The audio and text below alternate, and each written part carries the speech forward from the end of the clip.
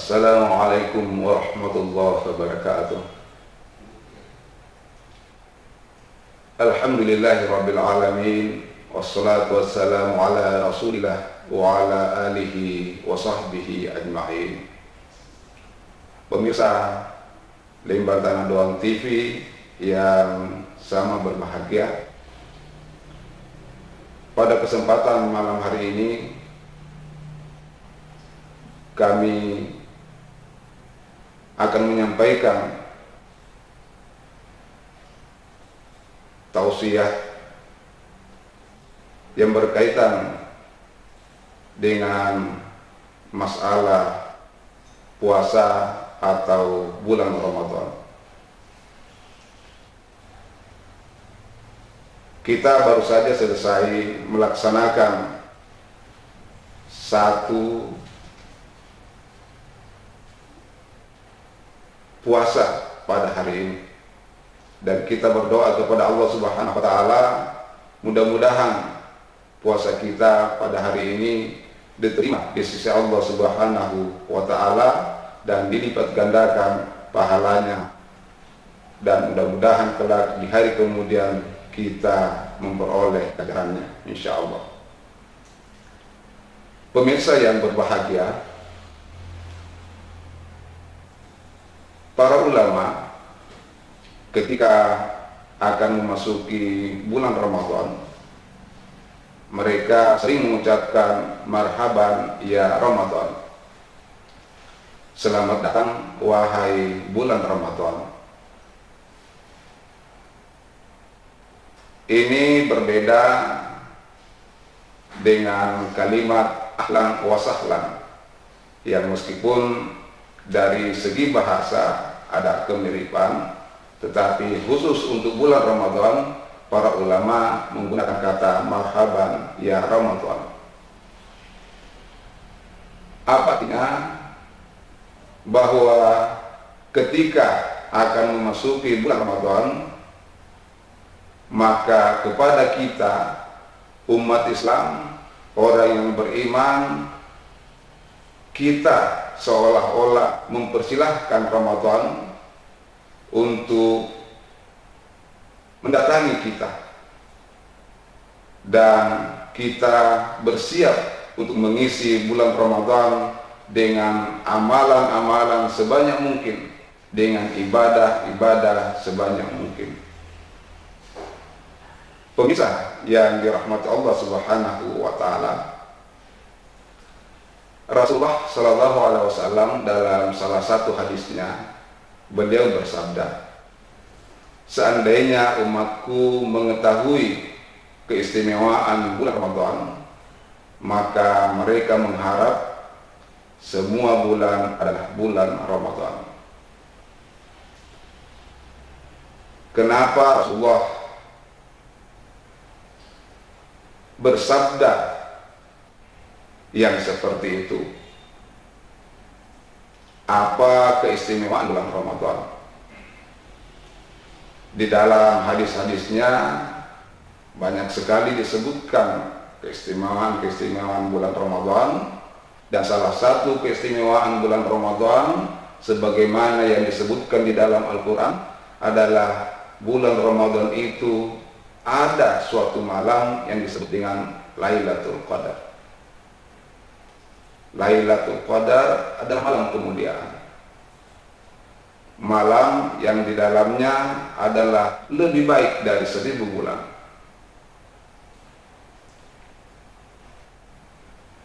Orang yang mendapatkan Lailatul Qadar, maka tanazzalul malaikatu ruhu fiha bi rabbih min kulli salamun hiya hatta matla'il fajr.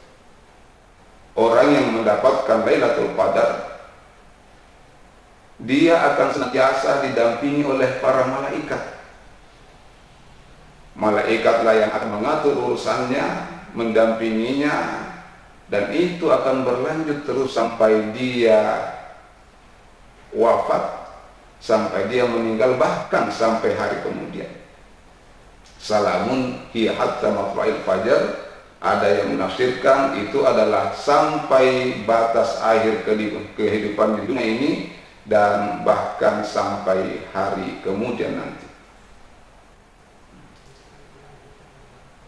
Lailatul Qadar kalau diibaratkan itu adalah ibarat tamu yang sangat istimewa, malam yang sangat mulia. Setiap orang yang didatangi oleh tamu istimewa ingin bertemu langsung dengan tamu tersebut.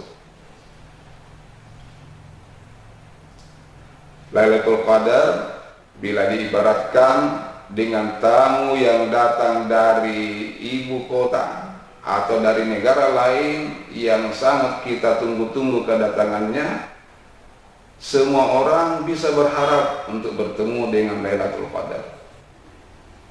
Tetapi apakah Lailatul Qadar itu mau menemui setiap orang yang ingin bertemu dengannya? Itu belum tentu. Siapa saja yang ingin didatangi oleh Lailatul Qadar tersebut, tiada lain adalah mereka yang semenjak awal Ramadan atau bahkan sebelum Ramadan sudah mempersiapkan lahir dan batinnya untuk beribadah selama bulan Ramadan, untuk mengisi amalan-amalan selama bulan Ramadan.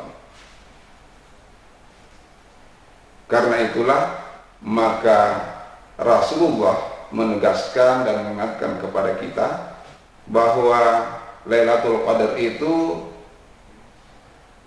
turun pada likur-likur akhir bulan Ramadan, malam ganjil 21, 23, 25 dan seterusnya.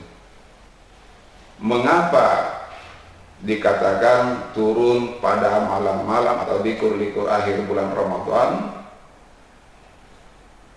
Karena diharapkan bahwa yang sudah menjalankan ibadah puasa selama 20 hari, jiwanya sudah kuat, mentalnya sudah kuat, imannya sudah kuat, sehingga dia bisa bersiap untuk bertemu dengan Lailatul Qadar.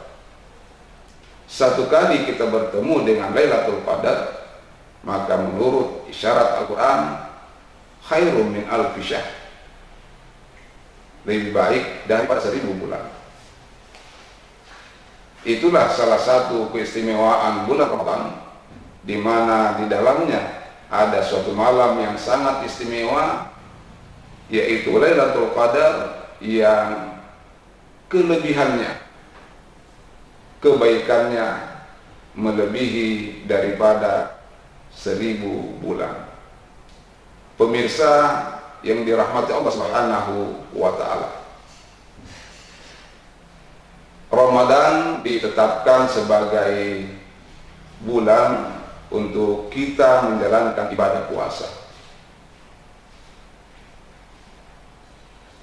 Di dalam Al-Quran pada ayat yang ke-183 surah Al-Baqarah, Allah berfirman, ya ayyuhalladzina amanu kutiba alaikumusshiyam, wahai orang-orang yang beriman, diwajibkan atas kamu berpuasa. Ketika Al-Quran menggunakan redaksi kalimat diwajibkan atas kamu berpuasa, maka itu menunjukkan bahwa ketika manusia mengetahui manfaat daripada puasa ini, maka manusia sendiri akan mewajibkan kepada dirinya untuk melaksanakan ibadah puasa. Kalaupun Allah tidak mewajibkan misalnya, tapi manusia mengetahui betapa banyak manfaat ketika melaksanakan ibadah puasa, maka manusia sendiri yang akan mewajibkan kepada dirinya untuk melaksanakan ibadah puasa.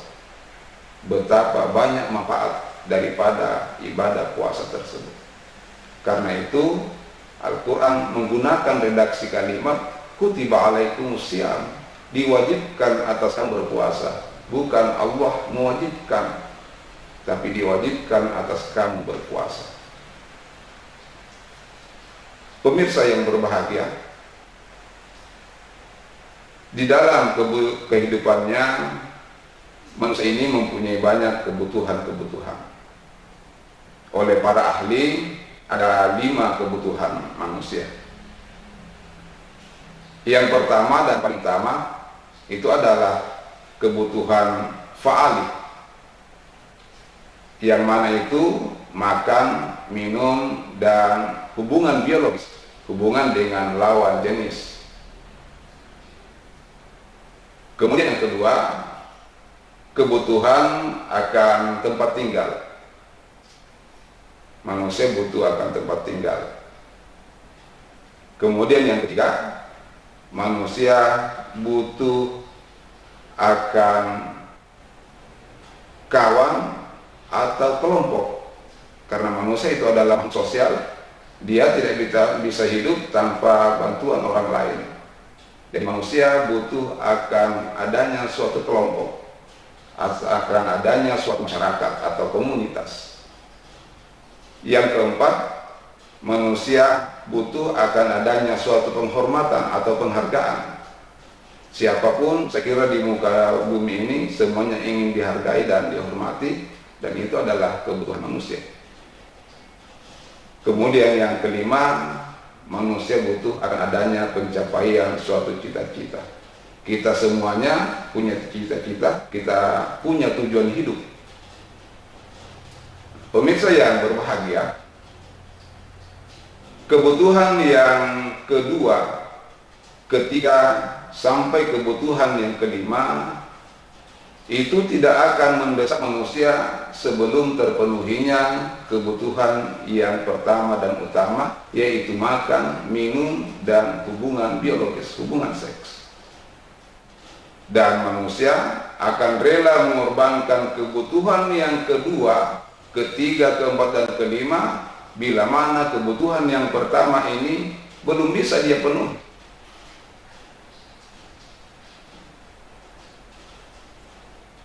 Manusia butuh akan tempat tinggal, manusia butuh akan rumah. Meskipun kecil, meskipun sederhana, tetapi manusia butuh. Akan tetapi, kalaupun manusia butuh rumah, kalau kebutuhan yang pertama makan minum ini belum terpenuhi, maka manusia akan mengabaikan kebutuhan yang kedua ini. Buat apa punya rumah kalau tidak bisa makan dan minum? Kebutuhan yang ketiga, manusia butuh akan adanya kelompok, juga akan diabaikan kalau kebutuhan yang pertama dan kedua ini belum terpenuhi.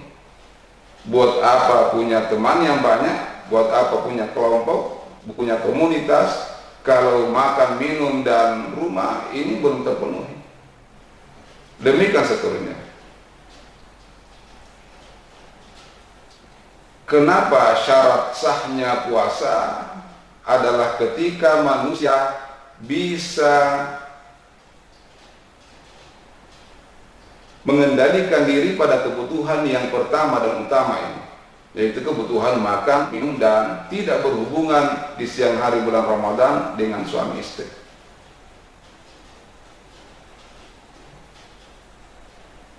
Ketika manusia mampu mengendalikan diri pada kebutuhan yang pertama, maka diharapkan manusia mampu mengendalikan dirinya pada kebutuhan yang kedua, ketiga, keempat, dan kelima. Betul, kita manusia ini butuh akan rumah, butuh akan kelompok, butuh akan penghormatan atau penghargaan, dan memang kita butuh akan adanya suatu cita-cita. Orang yang berhasil dalam menjalankan ibadah puasa, ketika dia sudah mampu mengendalikan dirinya pada kebutuhan yang pertama, kebutuhan akan makan, minum, dan hubungan suami istri, maka pasti dia akan bisa mengendalikan dirinya pada kebutuhan yang berada pada tingkatan di bawahnya, kebutuhan akan rumah. kebutuhan akan kawan, kelompok, komunitas, kebutuhan akan penghormatan, kesemuanya itu berada pada urutan yang di bawah, sehingga kalau manusia berhasil di dalam menjalankan ibadah puasanya, maka meskipun manusia butuh akan rumah, tetapi ketika dia sudah berhasil dalam menjalankan ibadah puasanya, maka dia tidak akan mudah dikendalikan oleh hawa nafsunya. Apa yang saya maksudkan di sini dengan hawa nafsu yang berhubungan dengan tempat tinggal? Manusia di dalam kehidupan sehari-harinya terkadang tidak bisa membedakan yang mana kebutuhan hidupnya dan mana kebutuhan hawa nafsunya. Makan pun seperti itu, minum pun seperti itu. Kita sering diingatkan oleh Allah Subhanahu wa taala, jangan berlebih-lebihan. Wala tusrifu, innallaha la yuhibbul musrifin. Jangan berlebih-lebihan. Allah tidak menyukai yang berlebih-lebihan. Makan, minum, kalau berlebih-lebihan itu pun tidak disukai oleh Allah Subhanahu wa taala. Di dalam puasa, di dalam bulan Ramadan ini, kita diajarkan untuk tidak berlebih-lebihan. Makan secukupnya, minum secukupnya. Ketika kita sudah berbuka, pada saat berbuka makan secukupnya. Kita diajarkan bahwa ketika kebutuhan perut sudah terpenuhi, maka kita pun sudah merasa puas. Dan kenyataan membuktikan bahwa ketika di siang hari bulan Ramadan kita lapar, kemudian begitu tiba masuk waktu berbuka, meskipun nafsu kita menggebu-gebu untuk makan sebanyak-banyaknya atau minum sebanyak-banyaknya, tetapi perut mengatakan bahwa kalaupun sudah masuk satu gelas air dengan beberapa potong kue, misalnya satu atau dua potong kue, itu sudah cukup. Kita diajarkan, kita dilatih pada bulan puasa ini untuk tidak berlebih-lebihan. Dan itulah ajaran agama kita yang sesungguhnya. Demikian halnya dengan kebutuhan akan tempat tinggal. Terkadang kita belum bisa membedakan yang mana kebutuhan hidup kita dan mana kebutuhan hawa nafsu dalam masalah tempat tinggal atau rumah ini. Terkadang ada manusia yang berlebih-lebihan, yang tidak menyesuaikan kebutuhannya, kebutuhan hidupnya dengan tempat tinggal yang ia akan rencanakan. Biasa di situ manusia cenderung mengikuti kebutuhan hawa nafsu.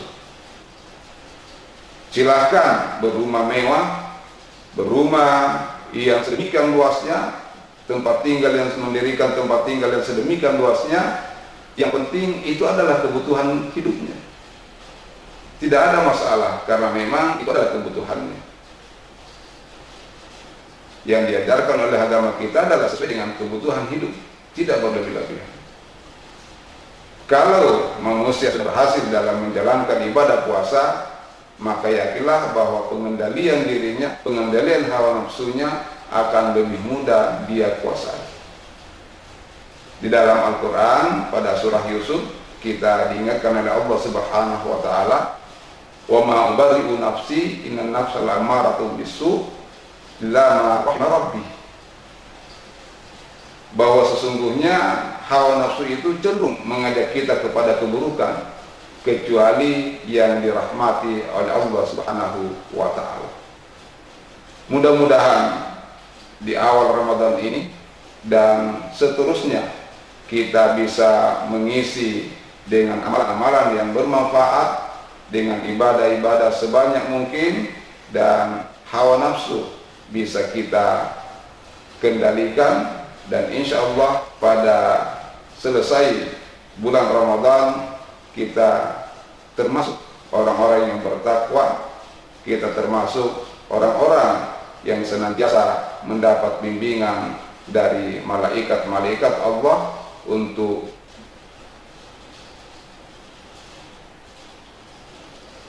melanjutkan kehidupan kita ketika kita beraktivitas ataupun kegiatan-kegiatan lain yang berhubungan dengan keduniaan. Kita senantiasa mendapat bimbingan dari malaikat-malaikat Allah yang tentunya kita akan selalu diarahkan pada kebaikan-kebaikan. Lebih dan kurangnya mohon dimaafkan. Wabillahi taufiq wal hidayah. Assalamualaikum warahmatullahi wabarakatuh.